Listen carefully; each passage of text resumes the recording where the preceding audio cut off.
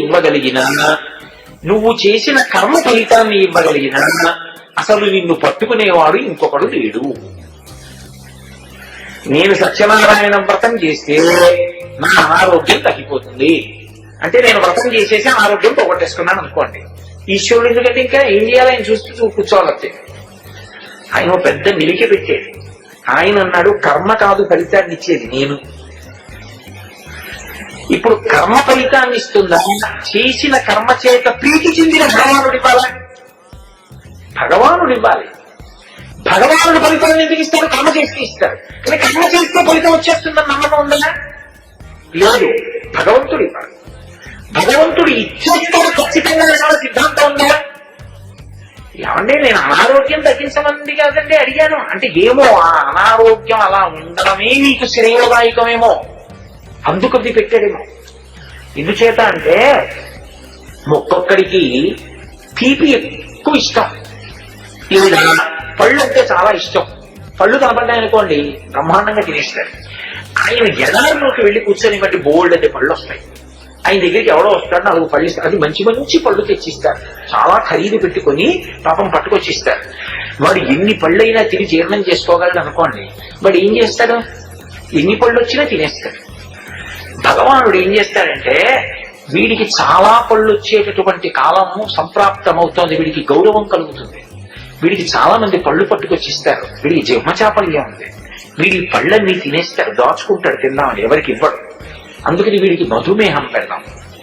పెడితే కళ్ళ ముందన్ని పళ్ళుంటే కబుక్కుని తినేస్తానేమో అని ఇచ్చేసుకుంటాడు. ఎలా ఇచ్చినా పళ్ళు ఇచ్చుకున్నాడుగా, ఈ ఫలితాన్ని అడ్డుపెట్టి వీడికి మంచి చేద్దాం. ఇప్పుడు ఆయన ఎందుకు ఇచ్చారో నీకేం తెలుసు అసలు ఆ మధుమేహాన్ని? అందుకే ఆవిడ ఎందుకు ఏవి ఇస్తుంది అన్నది ఎవ్వరికీ తెలియదు. ఏది మనకి శ్రేయోదాయకమో అది ఇస్తుంది ఆవిడ. ఒక్కొక్కసారి ఇది ఇలా ఎందుకు వచ్చింది అనుకుంటాం, కానీ తర్వాత తెలుస్తుంది కదా అలా రావడమే మంచిదైంది.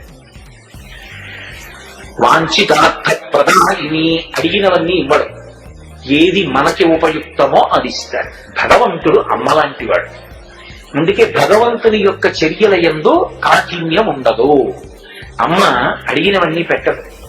నువ్వుల గుండ చేసిందనుకోండి మంచి తువాసన వస్తుంది ఇంట్లో. అమ్మ నువ్వుల గుండ అన్నం తింటాను, తిను నీకోసమేగా చేశాను, 2 చెంచాలు వేసి తినమంటుంది. ఇంత నువ్వుల్లో వేసుకుని కలుపుకొని తింటుంటే అబ్బో చాలా కమ్మగా ఉంది తిన్నాడు. అమ్మ ఇంకొంచెం నువ్వులు గుండయి అన్నాడు. లేదురా, అదేంటమ్మా శేషాలో ఉంది కదా, మీ చెల్లెలి కోసం నాన్నగారి కోసం దాచానురా, నాన్నగారు వాళ్ళ ఆఫీసులో ఎవరికో పట్టుకెళ్ళి ఇవ్వాలన్నారు, మళ్ళీ అస్తమానం ఎక్కడ చేస్తాను రా, నువ్వు కప్పు అంతా ఒక చేశాను, అప్పటికి నీకు కొద్దిగా వేశానుగా, వద్దులేదు. నిజంగా అందుకు అమ్మ దాచింది, అందుకు కాదు. మరి అబద్ధం వాడి కొడుకు ఎందుకు పెట్టవా? అమ్మకి తెలుసు వాడు ఎక్కువ తింటే వాడికి దగ్గు వస్తుంది, 10 రోజులు తగ్గదు, వేడి చేస్తుంది. అందుకని 2 చెంచాలే వేసి పెట్టింది. పెట్టకపోవడంలో ప్రేమ ఉంది, పెట్టడంలో ప్రేమ ఉంది. భగవంతుడు నీకు ఒకటి ఇచ్చినా ప్రేమ ఉంది, ఇవ్వకపోయినా ప్రేమ ఉందని నమ్మగలిగితే భక్తి యొక్క పైబెట్టెక్కి ఇస్తేనే భగవంతుడు ఉన్నాడనుకోండి ఒక స్థాయిలో నిలబడినట్టు. అది కూడా ఉండిపోవాలనుకోండి, ఇంకా పై స్థాయికి వెళ్ళాలనుకోండి, నాకు పెట్టకలు కొట్టింది నీ అనుగ్రహమే అన్నా కూడా గొప్పతనం. నేను తెలివింపద నాపదలు పడమని, నిత్యోత్సవం పప్పని, జన్మత్తుండమని, సంసార మోహంబు పైగమని, జ్ఞానము గొల్గని, గ్రహకులు కుందింపని, నేను వచ్చిన వాణి అవి నాకు భూషణములే శ్రీకాళహస్తీశ్వర. లోకులందని మెచ్చని, ఎలుకని, లోలోన నిందించని, చీకాకుండని, మహాత్ముడని, జలొట్టని, మూకీ భావములను తొట్టని, త్రోయని, నీ కారుణ్యము కలిగి ఉండినను అంతే సాగునో శంకర. అది పతాక స్థాయి. ఇంకా ఆ స్థాయిలో ఏది చూసినా మాధుర్యమే. చెరుకు కర్రని కత్తి పెట్టి నరికిన, పళ్ళ మధ్య పెట్టి నరిలిన, మధ్యలో తిప్పిన తీయటి రసాన్నే జాలువారేటట్టుగా ఉంటుంది. అది భక్తి యొక్క చరమాంకం. ఆ స్థితిలో ఇక కోరిక ఉండదు, ఏది ఏమైపోతున్న ఆనందంతో ఉంటుంది. రామకృష్ణ పరమహంసకి కంఠంలో రాచపుండు పుట్టిన పరమ సంతోషంతో ఉండేవాడు. వివేకానందుడు అడిగాడు, కాళికామాతను అడగకూడదన్నా తగ్గిస్తుంది, లోపలికి వెళ్ళి బయటకు వచ్చింది. అడిగారు ఏమందమ్మా అన్నాడు. ఇన్ని నోళ్ళతో తింటున్నది నువ్వు కాదన్నా అని అడిగిందన్నాడు. అంతగా ఉన్నది ఒక్క ప్రాణియే కదా, అంతగా ఉన్నది ఒక పరబ్రహ్మమే కదా, ఈ నోటితో తినకుండా ఆ నోటితో తింటే తప్ప అని అడిగింది. ఆశ్చర్యపోయాడు వివేకానందుడు. అది జ్ఞాని యొక్క స్థితి.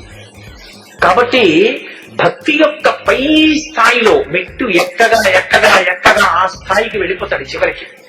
కాబట్టి నేను ప్రతిపాదించే విషయం ఏది అంటే, కర్మ చెయ్యడం వరకే మన అధికారం, కానీ ఆ కర్మకి ఫలితం ఇవ్వాలా ఇవ్వకూడదా అన్నది ఈశ్వరుడి చేతిలో ఉన్నదన్నది పరమ సత్యము. ఇది ముందు జీర్ణం కావాలి. లేదండి నీ పని చేస్తా ఫలితం వస్తుందండి అని చేశాను అనుకోండి, రాలేదు, ఏమైపోతావు? నేలబడిపోతాడు. నమ్ముకున్నానండి అవలేదండి ఆ పని, నీరు కారిపోతాడు. నా వంతు ప్రయత్నం చేస్తానండి, అది నాకు శ్రేయోదాయకం అయితే ఈశ్వరుడు ఇస్తాడు. రాలేదు, నాకేదో శ్రేయస్సు లేదన్నమాట, అందుకే ఈశ్వరుడు ఇవ్వలేదు. 2 నమస్కారాలు పెట్టి వెళ్ళిపోయాడు. ఇప్పుడు మీరు సంతోషిస్తారా సంతోషించరా? అందుకే ముందు సత్యాన్ని అంగీకరించాలి. సత్యం విడిచి మీరు ఎంత పరిగెత్తినా మీరు సాధించగలిగినది ఉండదు లోకంలో. ఇది సత్యమని గుర్తెరుగు. నీ సంకల్పము వలన నీ కర్మ వలన ఫలితము రాదు. నీ సంకల్పము నీవు చేసిన కర్మకి ఈశ్వరానుగ్రహము తోడితేనే ఫలితం వస్తుంది. ఇదే సుందరకాండలో సీతమ్మ అడుగుతుంది. కచ్చిత్ పురుషకారంచ దైవంచ ప్రతిపద్యతే అని అడిగింది. నేను కనపడలేదని రాముడు అన్ని విడిచిపెట్టాడా? భగవంతుణ్ణి నమ్ముకుని పురుష ప్రయత్నం కూడా చేస్తున్నాడా? పురుష ప్రయత్నానికి ఈశ్వరానుగ్రహం కలిస్తేనే ఫలితం వస్తుంది. నేను మీకు ఒక ఉదాహరణ చూపిస్తాను, మీరు బాగా పట్టుకుంటారు. అందుకే రామాయణం ఆదికావ్యం, వేదోపబృంహణం. రామచంద్రమూర్తి ఏం అడగలేదు. దశరథ మహారాజు గారు అకస్మాత్తుగా సభ తీర్చాడు. సభ తీర్చి చైత్ర శ్రీమాన్ ఇయం మాత పుష్పిత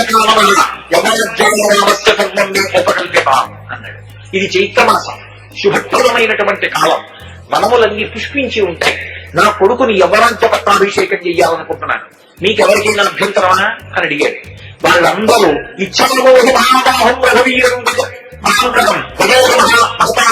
రామం ఛత్రవృతాంతం, ఇంకా ఎంతకాలం ఆలస్యం చేస్తావు? మేమందరం గువ్విళ్ళూరుతున్నాం, ఎప్పుడెప్పుడు రామచంద్రమూర్తి భద్రజం మీద కూర్చుని శ్వేతఛత్రం కింద ప్రయాణించి యువరాజుగా వస్తారా చూడాలని ఎదురు చూస్తున్నాం. వెంటనే చేయి పట్టాభిషేకం అన్నాడు.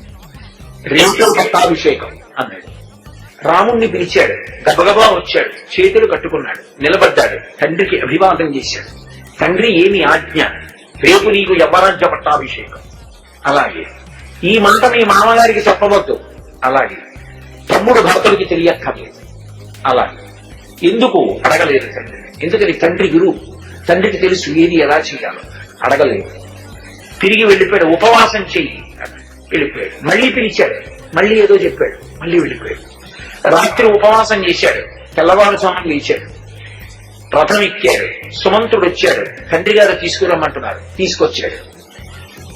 బయట నిలబడ్డాడు తండ్రి గారు ఉన్న గదిలో. శోకతప్తుడై ఆ రాత్రి ఎన్ని మాటలు మూర్ఛపోయాడో కైకమ్మ వరాలకి. కళ్ళు మాచిపోయి చుట్టూ విరబోసుకుని ఆసనం మీద కూర్చున్నాడు. అమ్మా, తండ్రి గారు ఎందుకమ్మా అలా ఉన్నారు అని అడిగాడు. కైకమ్మంది, రాత్రి 2 వరాలు అడిగాను అబ్బాయి. నవపంచ వర్షాణి దండకారణ్యమాశ్రిత చీరాజనజటాధారీ రామో భవతు తాపస అభిషేక సమారంభో రాఘవస్యోపకల్ప్యతాం అనేనైవాభిషేకేన భరతోభిషిచ్యతాం. 14 ఏళ్లు రాముడు అరణ్యవాసానికి వెళ్ళాలి. ఇదే సమయానికి భరతుడికి పట్టాభిషేకం జరగాలి. మీ నాన్నగారు వరాలు ఇచ్చారు. మీ నాన్నగారికి మనసులో అనుమానం ఉంది. ఆ వరము నిజం కావాలంటే నువ్వు వెళ్ళాలి. నువ్వు వెళతావో వెళ్ళవో అని అనుమానంగా ఉంది. నువ్వు వెడితే తప్ప అన్నం తినను, పచ్చి గంగ మొక్కనని హఠం చేసి అలా కూర్చున్నాడండి. అబద్ధం. రాముడు అన్నాడు, అయ్యో అమ్మా, దీనికి వరాలు అడిగావా? నువ్వు పిలిచి చెప్తే వెళ్ళిపోనమ్మా. ఋషిభి తుల్యం కేవలం ధర్మమాస్థితం. అమ్మా, నాకు ధర్మం ఒకటే కావాలమ్మా. ఈశ్వరుడు ఎలా చెప్పాడో అలా బ్రతుకుతాను.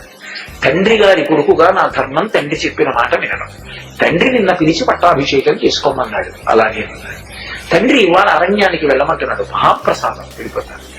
పుత్రధర్మాన్ని పాటిస్తాను తప్ప ఇది కలిసి వస్తే చేస్తాను, ఇది కలిసి రాకపోతే చేయనన్న కోరిక నాకు లేదమ్మా. నాకు కావలసింది తండ్రి చెప్పింది చేయడం. అందుకని అమ్మా నేను బయలుదేరతాను తప్పకుండా అని వెళ్ళిపోయాడు. కౌసల్య దగ్గరికి వెళ్ళాడు, నమస్కారం చేశాడు. కౌసల్య ఏదో మాట్లాడింది. అవుతుండగా లక్ష్మణస్వామి వచ్చాడు. ఎక్కడ లేని కోపం వచ్చింది లక్ష్మణస్వామికి. 60,000 సంవత్సరముల వయస్సు వచ్చిన వృద్ధుడు 3వ ముద్దుల భార్య కైకమ్మ కొడుక్కి పట్టాభిషేకం చేస్తానని శివుడాభిరాముడమైన పెద్ద కొడుకుని నీకు పట్టాభిషేకం చేయడా. ఆయన తాత ముల్ల రాజ్యం. నీ చేతికి మట్టి అంటుకోక్కర్లేదు రామా, ఊ అని కనుసరిక చెయ్యి. గురోప్యవలిప్తస్య కార్యం భవతి శాసనం. ఎంత పెద్దగా ధర్మం ధర్మం తప్పితే ఊరుకోక్కర్లా. ఇప్పుడే దశరథ మహారాజు గారి మీద యుద్ధం ప్రకటించి చతురంగ బలాన్ని ఓడించి దశరథుడిని కారాగారంలో బంధించి నీకు పట్టాభిషేకం చేస్తా ఇదే ముహూర్తానికి. అన్నయ్య అనుచాలు. రాముడు నల్లి అన్నాడు, ఎంత మాట అన్నావురా, తండ్రిని బంధీకృతుడిని చేస్తావా? అసంకల్పితమైన అను దైవస్య కర్మత. నన్ను పిలిచి రాజ్యం ఇస్తానన్నవారు ఎవరు? నాన్నగారు. మనం అడిగామా? అడగలేదు. ఇవాళ పిలిచి అరణ్యానికి వెళ్ళమన్నవారు ఎవరు? నాన్నగారు. నాన్నగారికి ఇవాళ కూడా నన్ను అరణ్యవాసానికి పంపించాలని ఉందా? యమరాజ్యానికి అభిషేకం చెయ్యాలని ఉందా? నిన్ను యమరాజ్య పట్టాభిషిక్తుడిని చెయ్యాలని ఉంది. మరి నాన్నగారికి నన్ను యువరాజుగా చూడాలని బలమైన కోరిక ఉన్నప్పటికీ, ఇవ్వగలిగిన అధికారము ఉన్నప్పటికీ, ముహూర్తాన్ని నిర్ణయించినప్పటికీ అది జరగకుండా అరణ్యానికి పంపిస్తున్నటువంటి కర్మకుల ప్రతాపంలో ఒక కంటి ముందు కనపడదు. నువ్వు తండ్రి ఎందుకు యుద్ధం చేస్తావు? అన్ని దోషమే ఉంది. ఈశ్వరుడు కత్తి ముందు కనపడరా? ఫలితం ఇచ్చేటప్పుడు వెనక నుండి కర్మలకు ఫలితాలను ఇస్తూ ఉంటాడు. భగవంతుడు ఏది నిర్దేశించాడో ఆ ఫలితాన్ని అంగీకరించడమే యోగం తప్ప ఆయన ఫలితాన్ని ఇవ్వకపోతే ఆయన్ని వధిస్తే తప్పడం మహాపాపం చుట్టుకుంటుంది. కాబట్టి తప్పు. నాన్నగారి జోలికి ఎందుకు వెళ్తావు? అరణ్యవాసానికి వెళ్ళిపోతాను. ఇది ఈశ్వర నిర్ణయం.